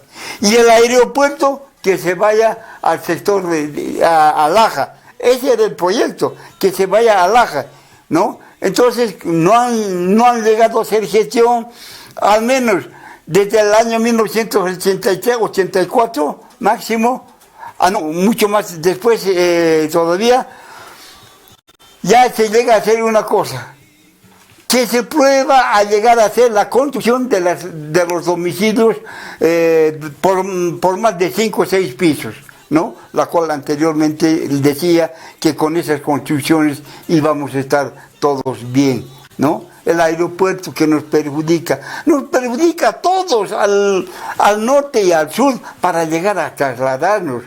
En algunos acontecimientos, desfiles y una y otra cosa, cuando no hubiera desfiles, la carretera 6 de marzo perjudica a mucha gente que vivimos en el sector norte, en el sector sur, ¿no? Distrito 12, Distrito 3, Distrito 8, nos perjudica inmensamente, hay unas zancaderas inmensas, ¿no? Entonces, eso hemos llegado a pedir, pero hagan ahora las autoridades municipales de hoy día que se vaya a utilizar el aeropuerto en bienes, hasta un estadio no hemos pedido que se haga en ese tiempo, ¿no? Varias instituciones hemos llegado a pedir de que se haga algo sobre el aeropuerto internacional del Alto. Lucila, ¿tú cómo ves el cambio rotundo de la ciudad del Alto? Bueno, don Santiago señala que el aeropuerto perjudica al Alto, esto por el tema de realizar más construcciones, elevar más pisos. Bueno, ¿cuál es tu posición sobre el Alto? ¿Cómo ves el cambio? Bueno, tenemos que ser también reales, como la ciudad del Alto tiene dos formas de vida. Una que todavía subsiste el peligro porque hay todavía gente muy pobre que no tiene servicios básicos, que no tiene una calidad de vida, no tiene por lo tanto empleo, que esos precisamente los que vienen de las provincias, familias que siguen migrando a la ciudad. Yo, por ejemplo, he encontrado como docente investigadora en el barrio de la zona Brasil, en el distrito 4 de la ciudad del Alto, en la feria que venden los viernes, una señora que tenía 5 hijos vendiendo un balde de mocochinchi y que solamente se ganaba unos 10 pesos o 15 pesos como ganancia, y que además dice que vivía ahí arriba de Alto Lima como cuidadora de una casa y que solamente le alcanzaba a duras penas para comer solamente arroz con huevo, los niños no estaban en la escuela. Entonces, existe todavía mucha pobreza. Frente a este nuevo surgimiento de estos camiris andinos que han ido surgiendo, que como les he dicho, tienen esos circuitos. Ahora, esos circuitos que han cambiado, hay 3 fenómenos que han llegado a lograrse, digamos, de cambio en este tiempo en la ciudad del Alto. Es decir, hemos hablado del sector informal urbano, ¿no es cierto?, fruto de esas políticas neoliberales. Entonces, ¿cómo llegar del puesto callejero ahora a locales? Ahora tienen locales, en esas casas grandes tienen locales. Luego, el otro es el tema de esa economía informal, que es una gran mayoría que estaba alejada del Estado, ahora ya conviven con circuitos, es decir, ha sobrepasado al Estado. Es decir, son familias gremiales fuertes, donde tienen circuitos, pueden llegar ellos de manera fácil a China, a Chile, y tienen, digamos, se reúnen, dice, varios comerciantes, compran un container en China, y esos son los que ahora tienen puestos no solamente en el Alto, sino que están familiarizados entre la ciudad del Alto, el mercado del Alto, como es la 16 de julio y otras zonas que son bien importantes, como los vendedores de muebles, de ropa, de electrodomésticos, como la Eloy Salmón, también aquí abajo en La Hollada, pero que tienen relacionamiento con comerciantes chinos, ¿no? Y que ellos dicen pueden comprar, o la Justus, que compran ropa. Estos comerciantes también son los dueños de los cholés, que lo que estamos viendo en las pantallas. Exactamente. Y eso, ¿cómo llegan esos circuitos? Por medio del compadrerío. Y que son relaciones andinas, ritualidad. Y la ritualidad, por ejemplo, las huactas, la relación con la Pachamama, tiene muy fuerte esa vinculación. Por el otro lado, están entonces también fusionadas a las fiestas patronales familiares, ¿no? Es decir, ese señor que tiene su chole chalet tiene también fiestas patronales, que sigue llegando al campo, logra ser padrino de los colegios. Con grupos de ese nombre, ¿no? Claro, y va y demuestra, pero no solo demuestra, sino que a toda la comunidad les hace participar. Pero lo que está faltando es una organización más fuerte, vinculada al Estado. Lo que está fallando es a nivel del Estado. Y las ETAs, Moisés, ¿qué son las ETAs?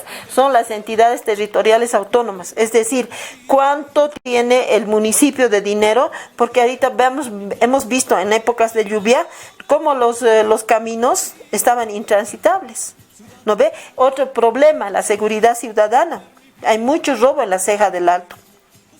Entonces, ¿qué está pasando? Quiere decir que el tema de las políticas públicas, es decir, el Estado está fallando. Entonces, ¿qué está pasando?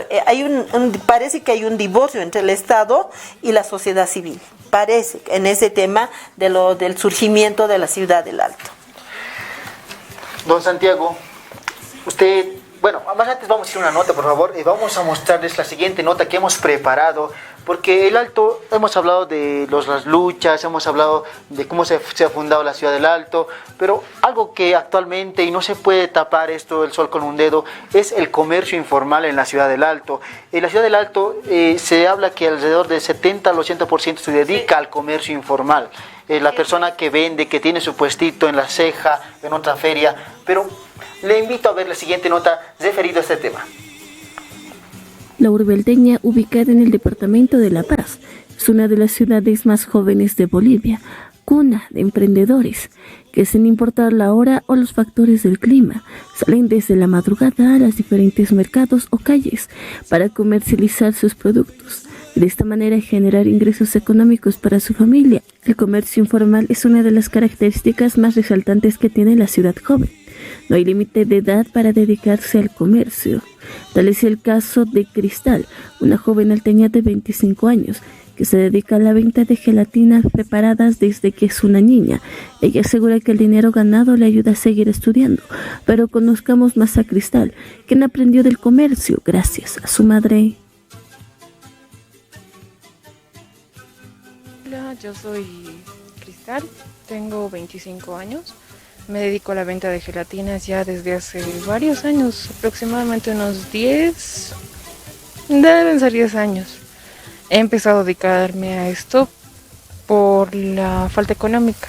Nos ha empezado a apretar desde que hemos empezado a salir del colegio y queríamos estudiar, más que todo por los estudios. Un poco más fácil porque puedo preparar mis productos y así.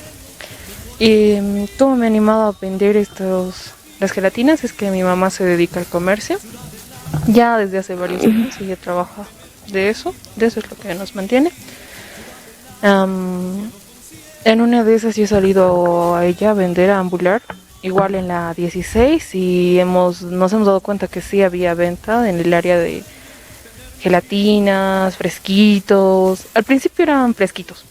Vendía frescos de cebada hervidos, fresco de quiza, pero era un poco más complicado. Entonces, gelatina, como la gelatina la preparamos día antes, era como que se me hacía más fácil, porque el día siguiente lo preparaba día antes, toda la noche congelaba, terminaba. Así como Cristal, una joven emprendedora, también está doña Susana y María, nombre convencional, quienes desde jóvenes se dedican al comercio y aseguran que gracias a ello sacaron adelante a sus hijos. Camps también no hay, pues, ¿de dónde va a haber? ¿Le va bien en las ventas? Sí, gracias a Dios hay nomás. ¿Cuánto tiempo se está dedicando en la venta? No trabajo hasta en la noche trabajo. ¿Hasta qué hora trabaja? Hasta las 10 de la noche trabajo. ¿Cuántos años está trabajando? ¿Cómo? ¿Cuántos años ya está vendiendo? Nosotros vendemos aquí 30 años que yo vendo. ¿Con esto mantiene a sus hijos? Sí, hago estudiar también a mis hijos en ahí. Es bastante tiempo ya, desde que tenía mis 20 años, 25 años. Sí. ¿Desde qué hora sale? Salimos en la mañana temprano. Tenemos que salir temprano y también llegamos tarde en la noche a la casa también tenemos que ver a nuestros hijos. Es nuestro deber que hacemos las mujeres, ¿no? En el Alto. El comercio informal en la ciudad del Alto. Don Santiago, 1985, 90, ¿cómo era el comercio en la ciudad del Alto? ¿Era siempre informal? ¿Había muchas personas que se dedicaban a vender? Bueno, prácticamente la ley 21060 es lo que ha llegado a descongeniar a los centros mineros y más que todo de las provincias. Yo soy oriundo del centro minero de Miluní, también de ahí se nos han llegado a deshacernos. Todos nos hemos venido aquí al Alto de La Paz, ¿no? Y al llegar a venirnos ya no teníamos fuentes de trabajo. ¿Qué teníamos que llegar a hacer? Llegar a conseguir como un trabajo, digamos, de llegar a vendernos a cualquier cosa que nosotros queríamos llegar a sobrevivir, ¿no? Y peor todavía, lo que el gobierno de ese tiempo hasta hoy día no llega a conseguir fuentes de trabajo, es decir, no hay trabajo. Es por eso que mucha gente, ahora no es solamente aquí en la 16 de julio, en muchas zonas hay ferias, muchas ferias hay en todo el Alto de La Paz. ¿Motivo? Porque no hay fuentes de trabajo. Peor todavía los jovencitos, los jóvenes que ya están en edad de llegar a estar en una universidad o más, todavía un poco más, ya llegan a tener sus esposas, llegan a tener sus hijos y no hay fuentes de trabajo, porque el gobierno no se insta en llegar a buscar o llegar a crear fuentes de trabajo. Entonces, aparte también, muchos de nosotros ya nos estamos multiplicando, ¿no? A nivel de habitantes. Y con los tantos habitantes, no solamente aquí en La Paz, es a nivel mundial, ¿no? Entonces está llegando pues un poquito ya a bajar de lo que podemos llegar a vivir conjuntamente con nuestra familia, llegando a tener un fuente de trabajo. No hay. Y como no hay, muchos ahora se están dedicando a la mala, ¿no? Me refiero al robo. Muchos se dedican. ¿Por qué? Porque no hay fuentes de trabajo. ¿Qué pueden llegar a hacer los jóvenes, señoras, señoritas, todo eso? Hasta mujeres ya hay de la mano larga, ¿no? Exacto, es por la cuestión de la fuente de trabajo que el gobierno no llega a crear en esto. La SAID, ¿cómo era antes la SAID, la fábrica SAID? La fábrica, bueno, era cantidad de trabajadores en esas empresas, ¿no? Ahora ya están cerrados, la SAID, bueno, por lo menos unos 1000 trabajadores tenía en sus diferentes turnos, mañana, tarde y en la noche, ¿no? Y la Fono, todos se han cerrado. Hasta el terreno de la SAID, por ejemplo, ya está deshecho. Solamente unas cuantas casitas se han construido. Será que el dueño de la fábrica SAID se la haya vendido, ¿no? Y entonces han llegado a construir. Pero no todo bien. Falta la empleo, construcción, entonces, exacto, sí. La Forno igual. Hay muchas empresas que se han llegado. La Salviete igual se ha cerrado. Ahora ya se ha vuelto como se dice, un local evangélico, ya se ha llegado a ver, ¿no? Es mucho la fuente de trabajo que no tenemos en hoy día aquí en Bolivia. Lucila, ¿qué debería hacer el gobierno con respecto a los empleos en la ciudad del Alto? Mira, hay que analizar un poco más fríamente. Es facilito decir, el gobierno no hace, el Estado no hace, los propios aymaras, los propios alteños crean sus propias fuentes de trabajo. Sí, pareciera así, hasta ahí ya pareciera que es solucionado el problema. Sin embargo, no es así.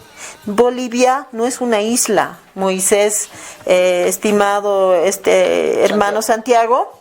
No, Bolivia no es una isla. Bolivia está en medio de geopolíticamente, en medio de lo que es ahora América Latina y a nivel mundial, como un mercado de consumo. Por lo tanto, a nosotros nos han destinado desde 1492 a ser un territorio terciarizador de materias primas, ¿no? Y eso ¿qué ha hecho? Que ha hecho que siempre nosotros tengamos modelos educativos, políticas públicas para ser serviles, para ser servidumbre, ¿no? Desde 1400, Aníbal Quijano ya lo decía, nosotros nos han enseñado, han dicho... Extraer recursos naturales, sí, además de que el papel del indio tiene que ser servir. Ahora, hay que crear universidades, hay que crear escuelas para que sirvan, ¿no ve? Mientras que el que viene de afuera, siempre eran gobiernos de afuera, como Gonzalo Sánchez de Lozada, ha sido educado en Estados Unidos, por eso hablaba mal el castellano. Entonces, pero eso sí, bien ha venido a gobernarnos y nos gobernaban así. Incluso lo ha dicho el mismo hermano Santiago, mucha gente de aquí a la ciudad del Alto, los primeros años, los primeros alcaldes, partidos tradicionales se han metido aquí a gobernar el Alto. Sin embargo, entonces, ¿a qué quiero llegar? Quiero decir que geopolíticamente en esa relación mercado-capital, la ciudad del Alto seguimos manteniéndonos todavía con muchas debilidades de lo que es la concepción de desarrollo. Para el aymara, hermanos, el dinero es como decir, tiene que criar otra guagua. Para el aymara, por eso el aymara siempre es respetado a nivel internacional, mundial, porque nos gusta no solamente decir voy a trabajar, pero tengo que tener ¿dónde está el fruto de mi trabajo? Tengo que tener alguito, una sillita, una TV nueva, ahora una casita, no sé, nos gusta tener. Entonces, pero siempre mirando la familia, el ayllu urbano. Sin embargo, esas políticas para adentro, en la ciudad del Alto y en toda Bolivia, no está recuperada en el modelo político del Estado. Falta todavía. Si bien el Estado plurinacional ha reconocido esa pluralidad, pero en temas de políticas de empleo, aunque tenemos ahora con nuestro presidente Arce un nuevo modelo, pero no se ve así en lo fáctico, no se ve, porque esos relacionamientos sigue habiendo unas brechas. Por ejemplo, el Estado, ¿cómo se va a relacionar cuando hay 3, 4 FEJUVES? Cuando hay otras organizaciones que siempre cada uno está defendiendo intereses incluso de gobiernos tradicionales. Me estoy refiriendo a un divorcio entre lo que son organizaciones propias y lo que son partidos políticos. Los intereses todavía que están intrometidos de quienes siguen todavía usufructuando los recursos naturales de toda Bolivia, que son la agroindustria. La agroindustria ahorita y todas las riquezas fuertes de Bolivia no están en nuestras manos aymaras, no están en nosotros mismos, están en manos de croatas, están en manos de extranjeros, que el gobierno de Banzer, con la reforma agraria, invitó pues a esa gente. Y nosotros ahorita en la parte occidental seguimos todavía en terrenos así dispersos, cada quien creciendo como puede, jalando tal vez a sus familiares, pero todavía sigue habiendo mucha pobreza. Por eso es que en la ciudad del Alto, si bien hay estos choles chalets, esta modernidad, una universidad que sigue creciendo con tanta gente, jóvenes que siguen teniendo una esperanza de tener una mejor calidad de vida, un buen empleo, pero seguimos en el neoliberalismo donde todo es individualismo, donde todo es competencia. Don Santiago, para finalizar el programa, un mensaje, ese dirigente alteño de la FEJUVE, hoy ya se habla de 3, 4, a veces salen 5 FEJUVEs, una FEJUVE dice una cosa y ella habla otra cosa, y la otra FEJUVE está en contra de lo que el pronunciamiento de la otra FEJUVE que dio su pronunciamiento. ¿Qué podemos decir ese dirigente actual de la FEJUVE, de otras organizaciones sociales que también se están dividiendo, esto con fines políticos? Bueno, prácticamente para llegar a tener, o lo que estamos llegando a tener hoy día, 3, 4 federaciones de juntas vecinales, es cuestión de los políticos, ¿no? Los políticos se han llegado a formar desde que el compañero Evo Morales ha llegado a la presidencia, desde ese tiempo ya se han dividido, ¿no? Nosotros en el 89 estábamos solamente por el Congreso que hemos llegado a nacer, ¿no? Llegamos a nacer en el 89 de un Congreso. Después llega ya el otro presidente de hoy día, ya llega a buscarse a la gente, dividir las juntas vecinales, las zonas, y hasta que al final de cuentas lo llega a dividir la ciudad del Alto de La Paz, ¿no? Entonces, no vamos a llegar a tener, ahora ya se han acostumbrado a llegar a tener 3, 4 federaciones, no vamos a llegar a unificarnos, no vamos a llegar a unificarnos y llegar a tener una sola federación, porque todos van a llegar a pelear en favor de su alcalde, en favor de su presidente. Bueno, todos a nivel político vamos a llegar a pelear. Se tiene que despolitizar entonces. Despolitizarse, sí. Pero eso no va a haber. No va a haber. Porque ya estamos acostumbrados a formar la alcaldesa o el alcalde llega y decía, formen otra federación usted, ya empiezan a formar. El gobierno llega, sí, también fórmense otra federación. Y peleamos en ahí, ¿no? Como en el día somos 4 federaciones ya a nivel de... Pero ellos no han salido de un magno congreso, simplemente nombrados al dedo y por su máxima autoridad, que son las autoridades nacionales. Lucila, para despedirnos, un mensaje nuevamente al ciudadano, al joven más que todo, porque el joven a veces no conocemos la historia, sí. Entonces un mensaje a ese joven, ese ciudadano, ese comerciante que se levanta en la mañana, que tiene su puestito en La Ceja o en un distrito, en una feria del distrito del que vive y bueno, hace el comercio informal, pero aún así sigue saliendo adelante. Sí, yo quisiera pedirle que a ese joven que ya tal vez a veces dice, mi abuela era india, mi mamá era de pollera, yo ya no soy, ahora dicen a veces, ¿cuál es tu identidad? Se les pregunta y dice, yo soy de los millennials, mi hijo será de los billennials, cuando no es así.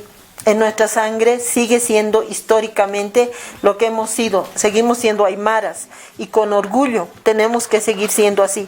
Entonces construir lo que es el taqui y el muyu, eso es lo que nos está faltando versus ese radicalismo de la democracia representativa que sigue entrometiendo, como dice el hermano Santiago, nos ha dividido, tantas FEJUVEs, tantas organizaciones, todos quieren ser todo y solamente por intereses y apetitos personales. No, lo que tenemos que romper y construir, lo que nos ha dejado de agenda la guerra del gas en la ciudad del Alto, es construir comunidades urbanas, comunidades ayllus urbanos, y eso es lo que está creciendo en el Alto, y tenemos que seguir fortaleciendo esa identidad de lo aymara, de lo andino y hasta de lo amazónico. Gracias. Bueno, ahí está también el mensaje de Lucila, de señor Sanga. Bueno, hemos invitado a estos dos personajes porque hemos visto que es muy importante hablar sobre la historia. Qué mejor una persona que ha vivido, que ha sido parte de la Fundación del Alto, y qué mejor que una licenciada de la UPEA y docente también de la carrera de Ciencias Sociales, en usted dando acá más datos interesantes que usted ha lanzado. Muchas gracias, Lucila. Muchas gracias, Santiago, por acudir a esta entrevista acá en COTV, en el Portavoz del Pueblo. Nosotros vamos a despedirnos con un regalo que prometió el ministro de Gobierno, se comprometió en dar un helicóptero al Alto. Finalmente el día sábado cumplió con su promesa, el Alto ya tiene un nuevo helicóptero, ojalá que brinde seguridad esto a toda la ciudad de Alto y así pues baje la delincuencia y así como usted dijo, señor Santiago, que el gobierno pues implemente nuevas políticas públicas para generar más empleo en la ciudad del Alto. Desde COTV queremos felicitarle a usted ciudadana que vive en la ciudad del Alto, que es migrante de las 20 provincias, que se levanta muy temprano, que llega en la noche, que vive en un distrito alejado. Y usted que realiza ese trabajo, y usted que aporta al Estado mediante su trabajo, cuando hay conflictos sociales, usted sale a luchar por el interés de Bolivia. Se lo vio en el 2003, se lo vio cuando se pidió el respeto a la Huipala en el año 2019. Muchas felicidades, Ciudad del Alto, por los 38 años de aniversario por la ciudad más joven de Bolivia. Helicóptero de alta tecnología ya patrulla las calles del Alto para combatir la delincuencia. El sábado 4 de marzo, autoridades nacionales, departamentales y municipales participaron de la entrega de la aeronave a la ciudad más joven de Bolivia.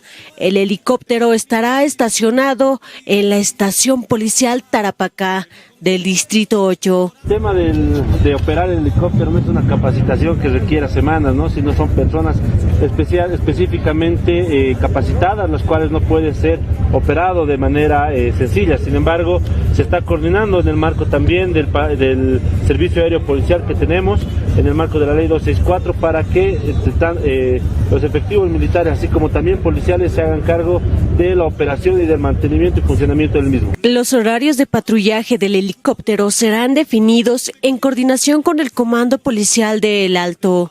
Esto justamente está en el marco del plan de operaciones que elabore el Comando Regional del Alto. No olvidemos que toda actividad policial se suscribe en el marco de los planes de operaciones que tenemos. En ese sentido, ya el Comando Regional va a definir cuáles son los lugares en base también a un análisis delictual que se realiza en las zonas donde existe mayor incidencia de delitos, así también como los horarios, que es tan importante cómo se va moviendo el delito, por lo cual esos ya son elementos técnicos sobre los cuales se va a desarrollar las operaciones del patrullaje mismo.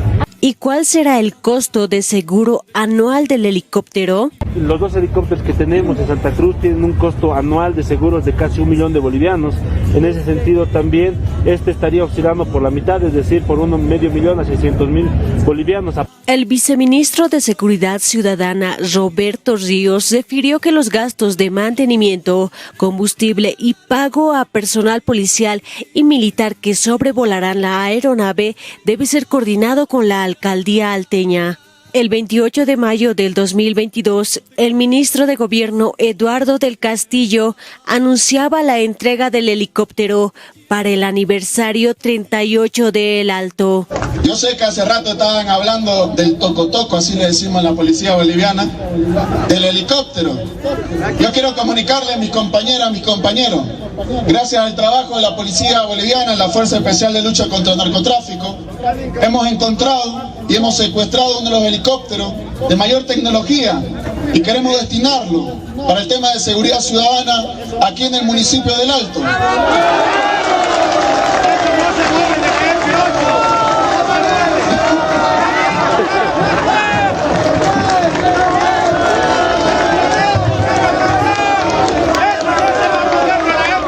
Ese helicóptero va a estar estacionado en la EPI Tarapacá. Solo nos faltan dos cosas, mis compañeros.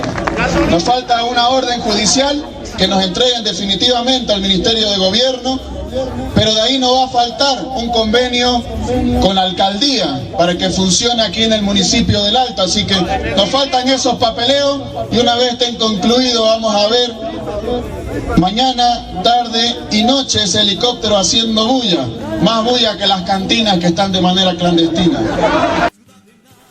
¡Ay, ay,